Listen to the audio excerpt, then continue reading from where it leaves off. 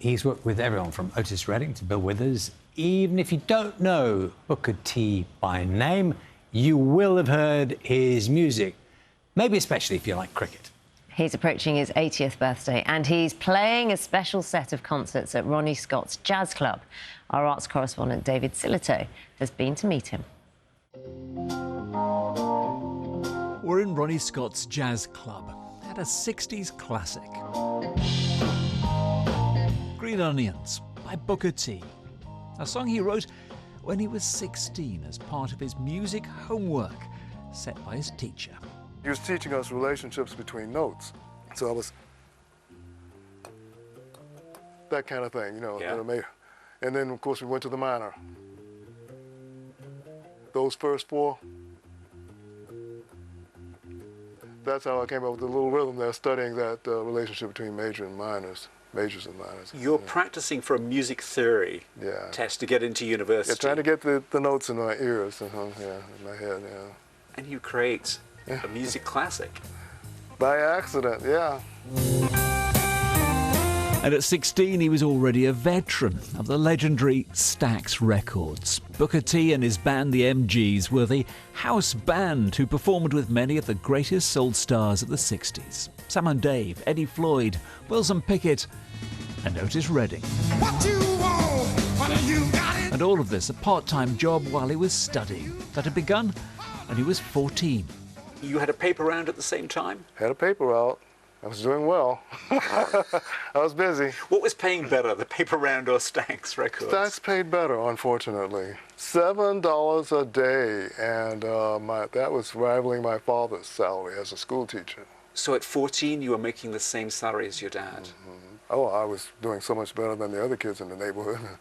Maurice White had a paper route, and Maurice White of Earth, Wind and Fire? Yeah, Yes, his friend at school went on to form Earth, Wind and Fire. Meanwhile, Booker was writing his own songs that would become part of the soundtrack to the 60s. Time is Tight, Soul Dressing, and one I asked to be added to his set list. Every British person knows if they watch the cricket. Oh, yes, Soul Limbo.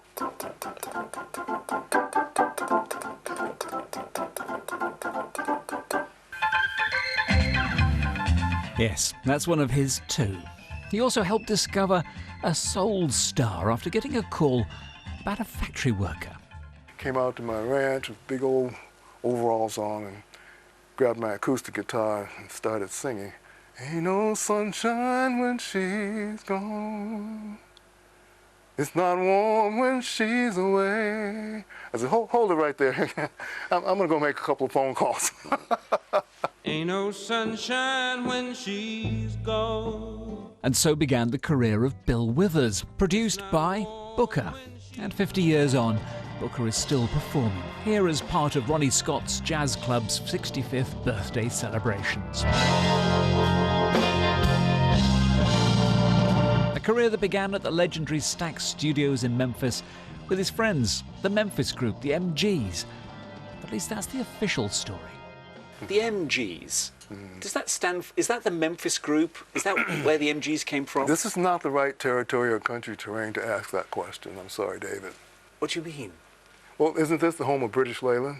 Well, it's British cars, yeah, yes, Yeah, it is. Didn't they make a little MG in 1962? They certainly did. Oh, yeah, I just wondered about it, because there was something I saw looked similar when we were recording Green Onions out the window there that was owned by our engineer, Chips Moman. And of course, I wouldn't steal a name like that for my band, would I? I wouldn't it's do after something. the car. I wouldn't do that. It's not the Memphis group. It's after the car. But I'm really above that. I'd never do something like that. Never. Do you ever get tired of performing? I perform in my sleep. I perform in my mind when I'm idle to myself. It's just a blessing. I enjoy it. The